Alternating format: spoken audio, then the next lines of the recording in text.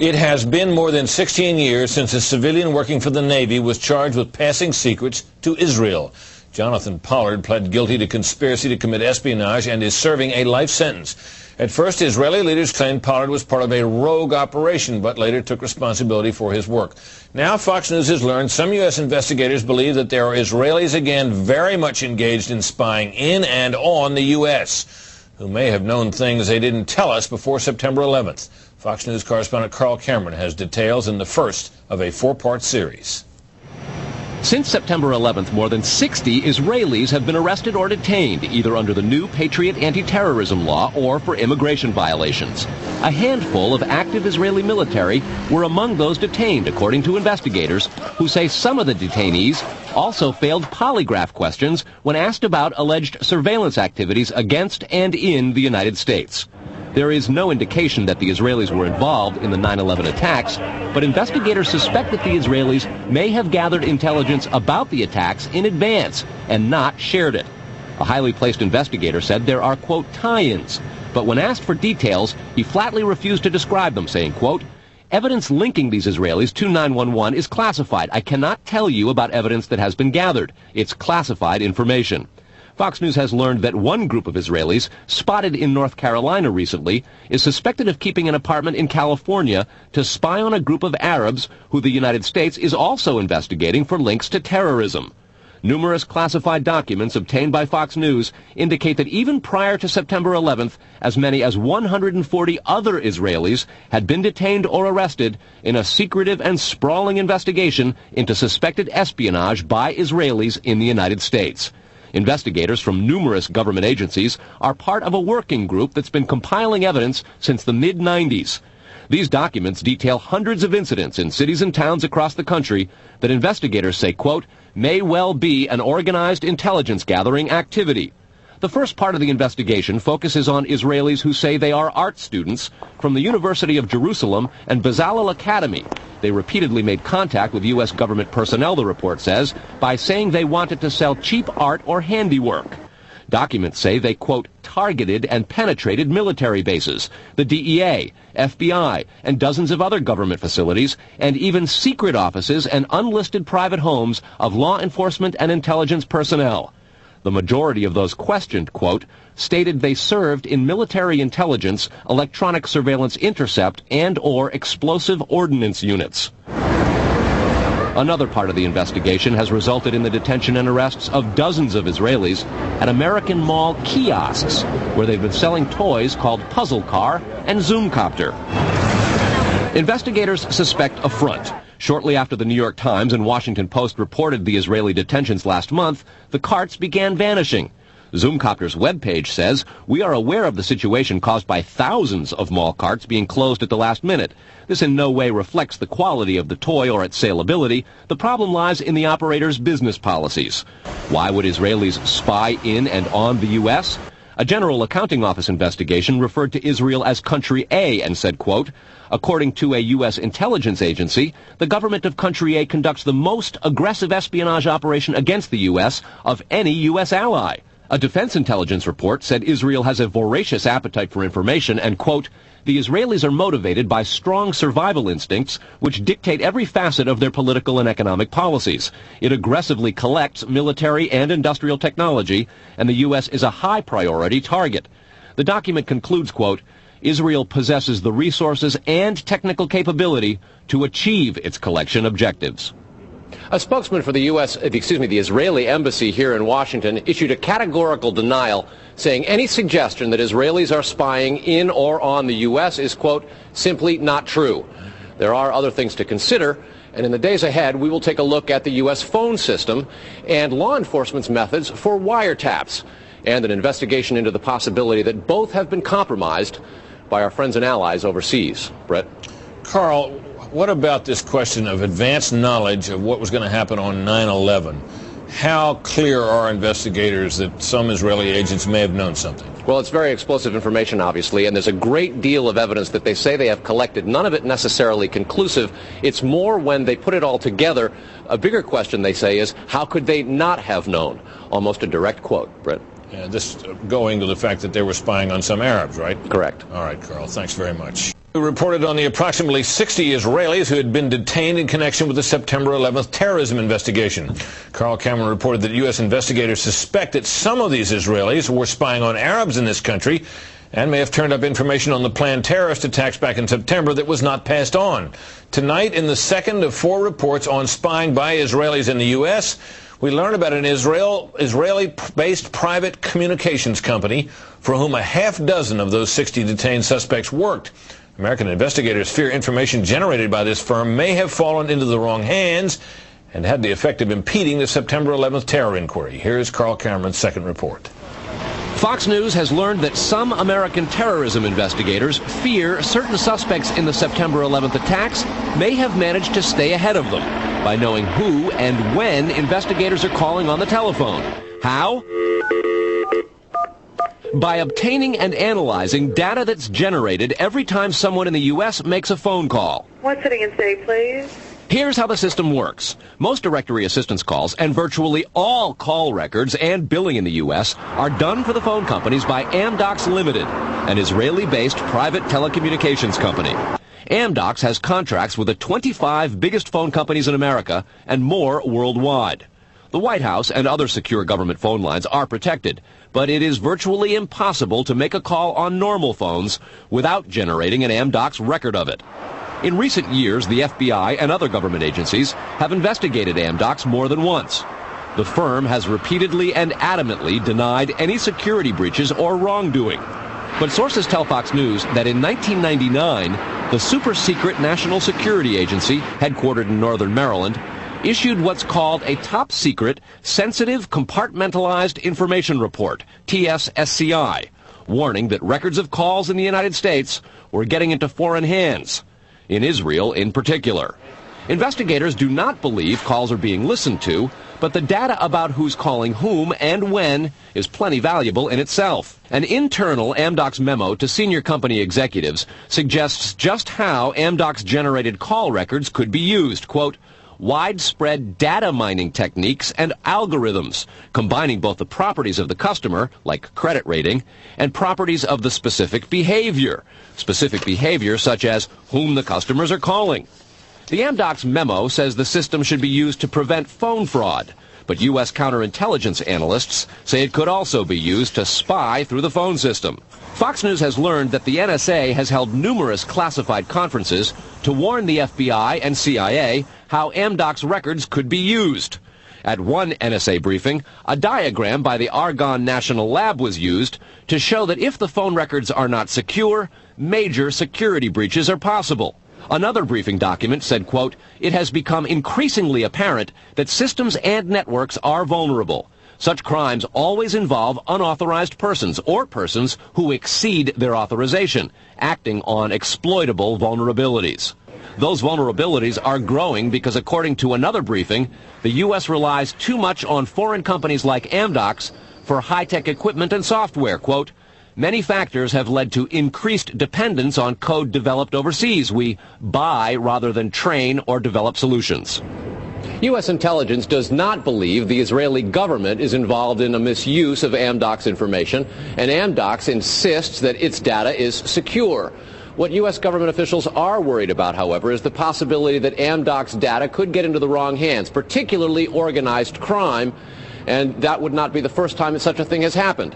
Fox News has documents of a 1997 drug trafficking case in Los Angeles in which telephone information, the types that AMDOCS collects, was used to, quote, completely compromise the communications of the FBI, the Secret Service, the DEA, and the LAPD. And we'll have that and a lot more in the days ahead, Brett. Carl, I want to take you back to your report last night on those 60 people who were Israelis who were detained in the anti-terror investigation, and the suspicion that some investigators have that they may have picked up information on the 9/11 attacks ahead of time, not passed it on. There was a report, you'll recall, that the Mossad, the Israeli intelligence agency, did indeed send representatives to the U.S. to warn, just before 9/11, that a major terrorist attack was imminent. How does that leave room for the lack of a warning? Well, I remember the report, Britt. We did it first internationally right here on your show on the 14th. What investigators are saying is that that warning from the Mossad was nonspecific and general, and they believe that it may have had something to do with the desire to protect what are called sources and methods in the intelligence community. The suspicion being perhaps those sources and methods were taking place right here in the United States. The question came up in the Select Intelligence Committee on Capitol Hill today. They intend to look into what we reported last night, and specifically that possibility. Brett? So, in other words, the problem wasn't the lack of a warning. The problem was lack of useful details. Quantity of information. All right, Carl, thanks very much. Coming up next,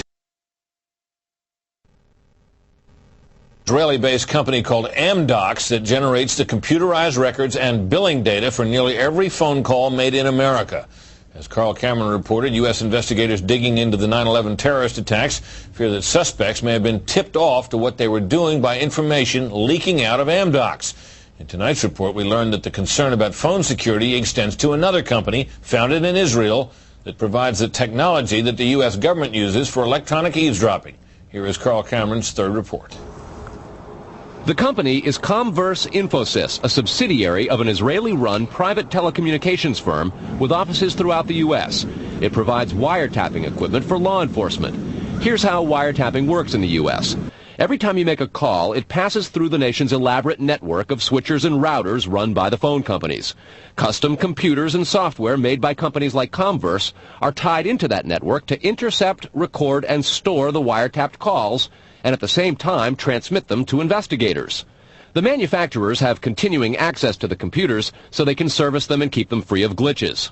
This process was authorized by the 1994 Communications Assistance for Law Enforcement Act, or CALEA. Senior government officials have now told Fox News that while CALEA made wiretapping easier, it has led to a system that is seriously vulnerable to compromise and may have undermined the whole wiretapping system. Indeed, Fox News has learned that Attorney General John Ashcroft and FBI Director Robert Mueller were both warned October 18th in a hand-delivered letter from 15 local, state, and federal law enforcement officials who complained that, quote, law enforcement's current electronic surveillance capabilities are less effective today than they were at the time CALEA was enacted. Comverse insists the equipment it installs is secure, but the complaint about this system is that the wiretap computer programs made by Comverse have in effect a back door through which wiretaps themselves can be intercepted by unauthorized parties. Adding to the suspicions is the fact that in Israel, Comverse works closely with the Israeli government and under special programs gets reimbursed for up to 50% of its research and development costs by the Israeli Ministry of Industry and Trade. But investigators within the DEA, INS, and FBI have all told Fox News that to pursue or even suggest Israeli spying through Comverse is considered career suicide. And sources say that while various FBI inquiries into Comverse have been conducted over the years, they've been halted before the actual equipment has ever been thoroughly tested for leaks. A 1999 FCC document indicates several government agencies expressed deep concerns that too many unauthorized, non-law enforcement personnel can access the wiretap system. And the FBI's own nondescript office in Chantilly, Virginia, that actually oversees the CALEA wiretapping program, is among the most agitated about the threat. But there is a bitter turf war internally at FBI. It is the FBI's office in Quantico, Virginia, that has jurisdiction over awarding contracts and buying intercept equipment. And for years, they've thrown much of the business to Comverse.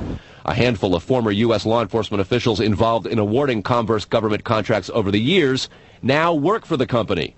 Numerous sources say some of those individuals were asked to leave government service under what knowledgeable sources call troublesome circumstances that remain under administrative review within the Justice Department.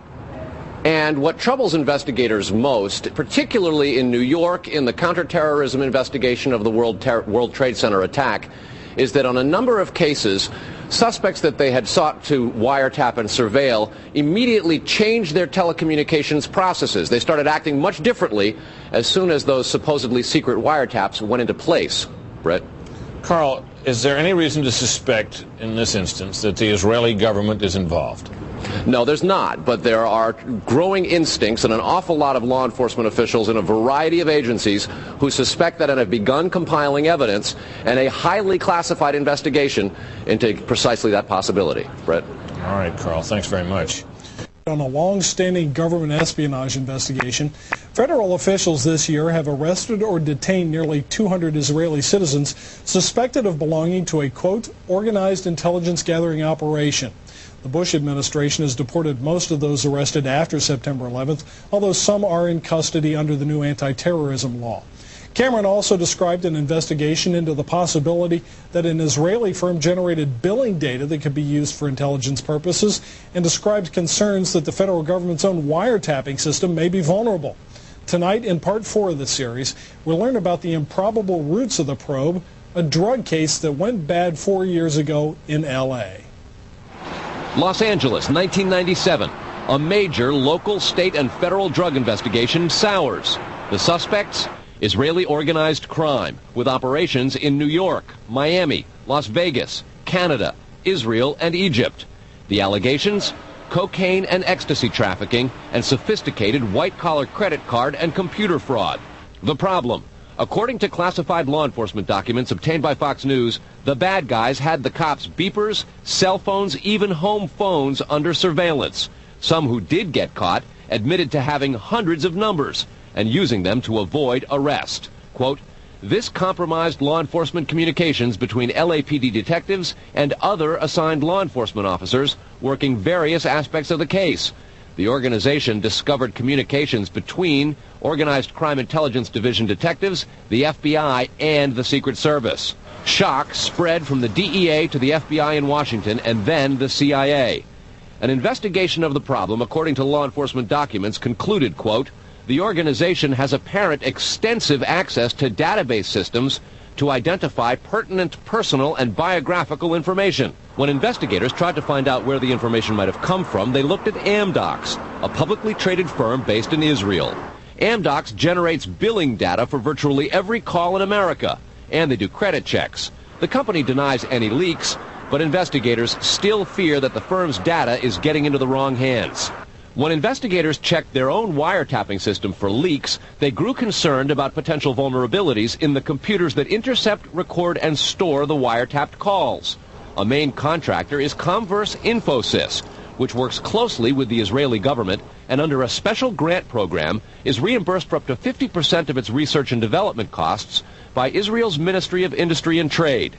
Asked this week about another sprawling investigation and the detention of 60 Israelis since September 11th, the Bush administration treated the questions like hot potatoes. I would just refer you to the Department of Justice with it. I'm not familiar with the report. I'm aware that some Israeli citizens have been detained. With respect to why they are being detained and the other aspects of your question, whether it's because they are in intelligence services or what they were doing, I will defer to the Department of Justice and the FBI to answer that. Beyond the 60 apprehended or detained and many deported since September 11th, another group of 140 Israeli individuals have been arrested and detained in this year in what government documents describe as, quote, an organized intelligence gathering operation designed to, quote, penetrate government facilities. Most of those individuals said they had served in the Israeli military, which is compulsory there, but they also had, most of them, intelligence expertise and either worked for AMDOCS or other companies in Israel that specialize in wiretapping. Earlier this week, the Israeli embassy here in Washington denied any spying against or in the United States. Tony?